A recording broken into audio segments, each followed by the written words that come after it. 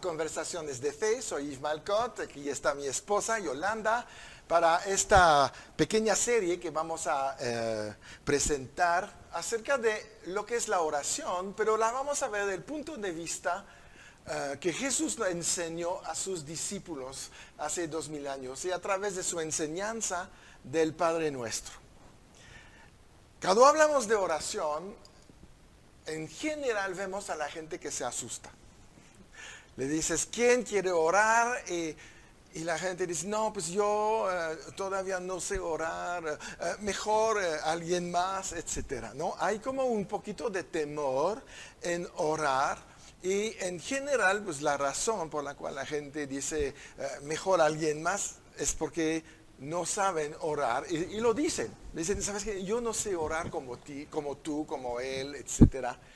Y la gente tiene este pequeño miedo. Entonces creo que tenemos que primero quitar el miedo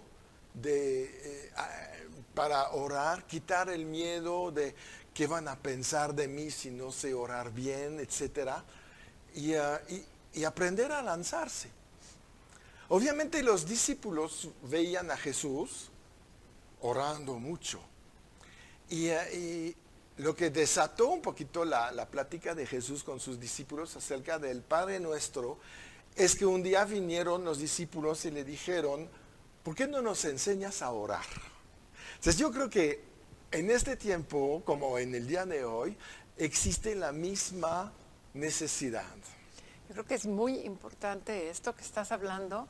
Yo creo que todos pasamos por ahí cuando estábamos empezando nuestro caminar en Cristo y nos sentíamos intimidados porque veíamos que otras personas, otros ministros, otros pastores oraban y decías, wow, qué hermosa oración, y tal vez nos sentíamos así como, dices tú, como incapaces de poder hacerlo. Ajá. Hay otro ingrediente también, porque algo es no sé cómo hacerlo y otra es yo no sé si tengo la autoridad o el nivel de fe que otras personas pueden tener, y a lo mejor Dios no va a escuchar mi oración, así es que mejor ora tú por mí. Sí. ¿Sabes? Y la verdad es que Dios no hace acepción de personas. Dios escucha la oración tanto del más grande ministro que pudiera existir como de la persona que acaba de recibir a Cristo, porque Dios lo que está viendo es el corazón, claro. Es la intención de decir, Señor, vengo con una necesidad delante de ti, a lo mejor no voy a usar exactamente las palabras correctas, pero tú conoces mi corazón, tú conoces mi nivel espiritual y para ti eso es suficiente. Así es, así es. Somos nosotros los que nos ponemos todas estas complicaciones y, como decías, juicios, ¿no? De que no, pues es que a lo mejor yo no soy muy bueno para esto, ¿no? Claro, claro. Pues hay que romper con esa mentalidad, porque esa mentalidad viene del enemigo. Por supuesto. No debemos de sentirnos intimidados si no sabemos orar todavía como pensamos que tenemos que orar. Porque primero la oración no es para impresionar a la gente. Así es, así es. Y menos a Dios, porque a Dios no lo vamos a impresionar de todas maneras. Y pareciera que a veces eso queremos hacer, ¿no? Impresionar a la gente. Fíjense cómo oro.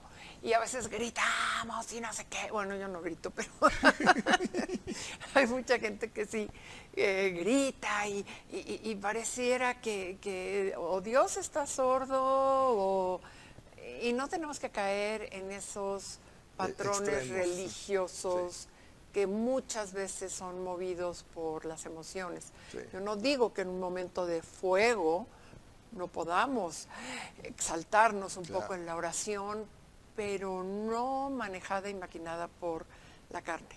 No, debemos de manejar la pasión para estar en la presencia de Dios, para poder hablar con Él, etcétera. Y finalmente, ¿cómo podemos aprender a orar? Orando. No hay otro sistema, ¿no? No te podemos decir, ora esto, etcétera. No, Jesús, cuando vinieron los discípulos ahí, pues Jesús empezó a decir, pues, les voy a enseñar un modelo, pero no es una oración que les voy a enseñar. Exactamente. Les voy a dar una libertad, les voy a dar una guía, pero después toda la oración debe de ser personal, debe de ser una conversación con Dios, debe de ser un momento donde platicamos con Él acerca de cosas que son importantes para Él y para nosotros. Algo que sale de nuestro corazón. Sí. Como dice la palabra, no son vanas repeticiones, sino es algo que sale de nuestro corazón. Y yo estoy segura de que, porque la Biblia habla de clamor. Ajá. Y un clamor tiene que venir de lo más adentro del ser. Sí. ¿No? Entonces no viene de la mente, No. viene de lo más profundo de la necesidad que tenemos de Dios. Claro. Eso claro. es lo que Él ve. Sí, por supuesto. Entonces sí vamos a las Escrituras, ver un poco cómo se inició todo, porque cómo es que Jesús llegó a enseñar sobre la oración. Y eso es Lucas 11:1. Dice, aconteció que estaba Jesús orando en un lugar, y cuando terminó, uno de sus discípulos le dijo, Señor, enséñanos a orar, como también Juan enseñó a sus discípulos. Ahí vemos que Juan el Bautista estaba enseñando a sus discípulos, y probablemente pues los de Jesús dijeron, ¿y a nosotros qué? No, ¿quién nos va a enseñar? Habían observado la vida de oración de Jesús, veían que era importante para él, y yo creo que nació en ellos esta misma necesidad, o yo quiero también saber orar como él lo hace, porque pues cuando vemos los milagros, las sanidades, todo lo que Jesús podía hacer, dicen, no, pues de ahí viene, entonces necesitamos esto también. Que eso es un momento importante, ¿no? Sí. Esa reflexión personal de tomar una decisión, de pedirle a alguien ayuda espiritual, Ajá, sí. Bueno, es una apertura tremenda a recibir la bendición de Dios.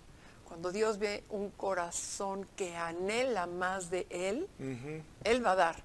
Por supuesto. Y va a dar más de lo que le pedimos, sí. ¿no? Entonces, ese momento en donde los discípulos deciden, enséñanos a orar, qué momento más importante, porque es donde están abriéndose a recibir la unción de Jesús, por un lado, la autoridad de Jesús, le están dando autoridad a Jesús también de obrar en sus vidas. Sí. Yo creo que es un inicio, un punto de rompimiento entre los discípulos que estaban un poquito esperando que Jesús hiciera todo, y ese momento dice, nosotros también queremos. Claro. Nosotros también queremos lo que tú tienes, queremos más de ti, queremos de lo que vemos que tú haces.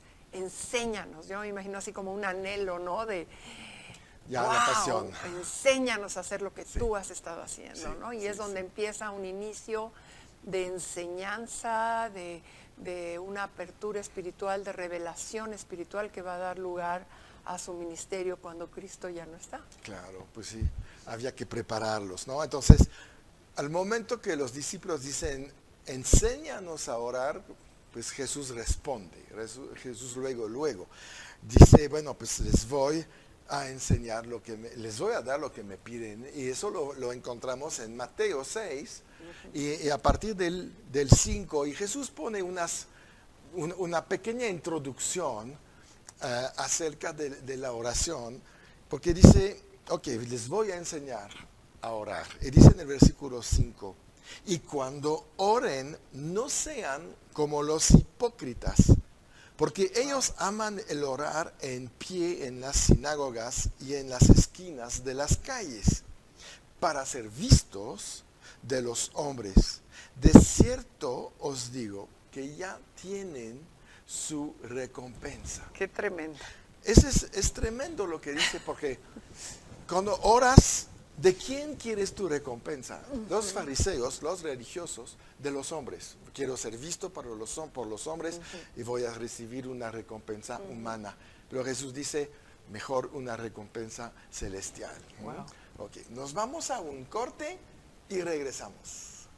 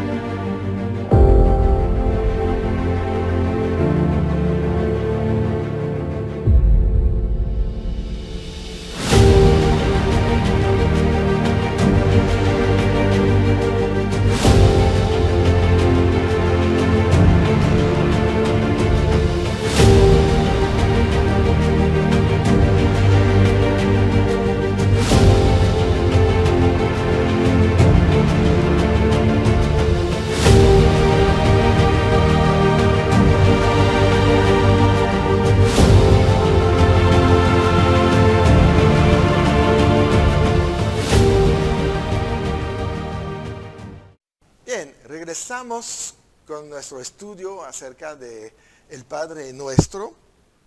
Y Jesús estaba diciendo eso que estábamos leyendo, de cuidar cuál es el motivo por el cual estamos orando.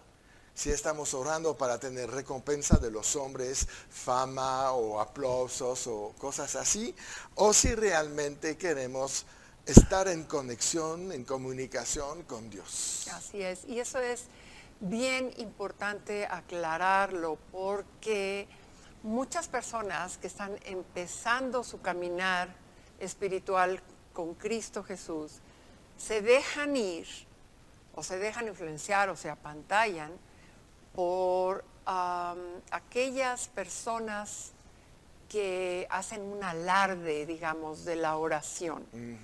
No, es que esta persona sí sabe orar en serio. Y la verdad es que lo estamos comparando como si fuera una celebridad en el mundo. Sí, claro. ¿No? Sí. Se está moviendo en lo natural. Y es bien importante tener nosotros nuestros tiempos personales de oración para saber identificar cuando alguien más está orando, si está en el espíritu o está en la carne. Así es, así es. Porque están buscando fama, están buscando apantallar, están buscando decir, mira cómo oro, mira.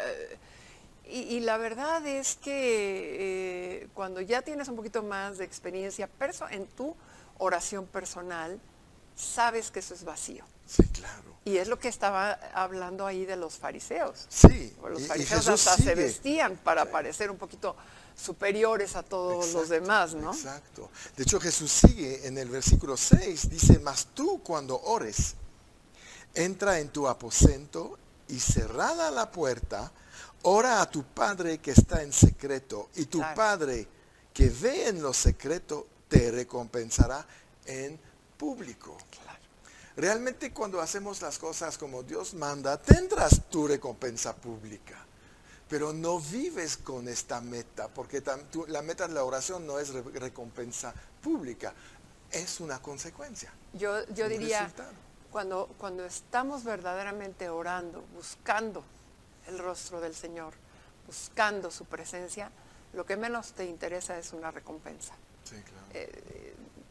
Tu espíritu está en otro nivel, en otra dimensión, tu alma ya se calla, ya no busca lo suyo, ya no necesitamos satisfacer el alma, estamos ya moviéndonos en el espíritu. Entonces ni siquiera nos interesa la recompensa. No, viene porque viene, pero sabemos que no es el propósito. El propósito debe de estar en la conexión con Dios, hablar con Él, pasar este tiempo a solas con Él. Por eso dice, en tu lugar secreto, no Así tenemos que es, decir, así es. ay, es que estuve orando ahí en la esquina, hice cosas.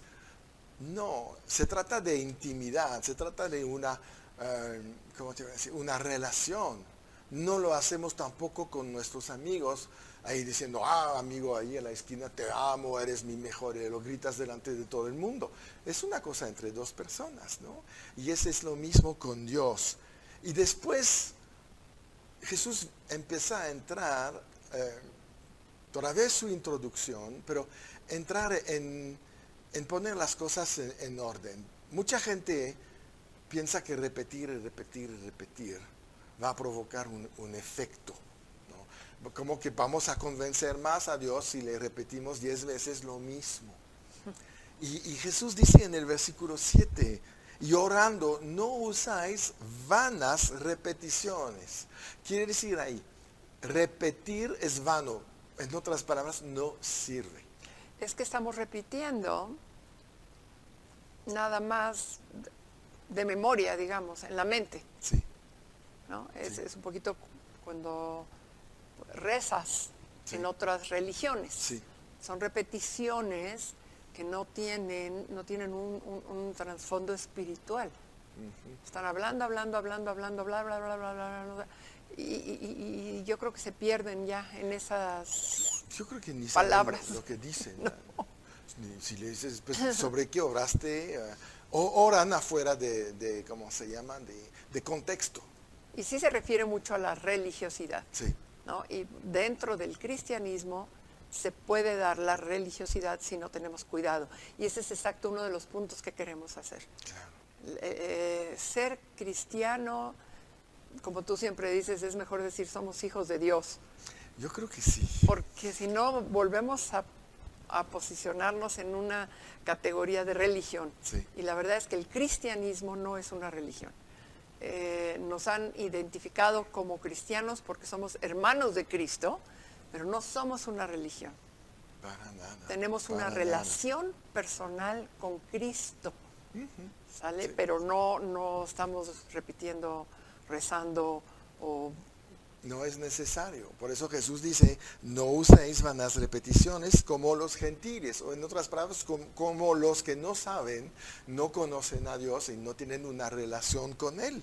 Y que piensan que por su palabrería serán oídos. Nos oye Dios sin que tengamos que repetir. Nos oye Dios de todas maneras porque Dios es atento y, ¿cómo te voy a decir? Pendiente de todas las vidas que Él ha creado. Así es. Él está más interesado Sí, que claro. nosotros mismos a veces. Sí. Entonces es tan importante esto. Entonces, el Padre Nuestro, ¿cuál es su propósito? El Padre Nuestro tiene como propósito de servir como un modelo, ¿no?, que podemos seguir cuando vamos en oración con Dios, cuando vamos a su presencia.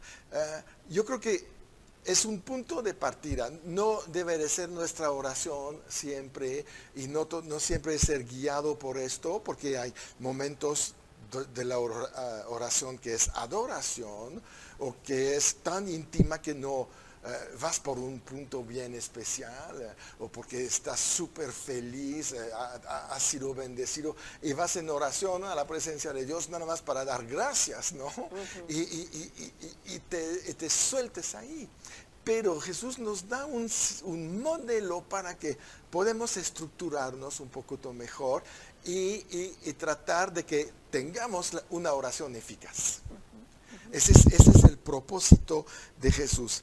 De hecho, Jesús nos dijo que el Padre Nuestro es una oración, ¿no?, sino que es un modelo, porque Él dijo, orarán así. Te fijas que no dijo, orarán esto.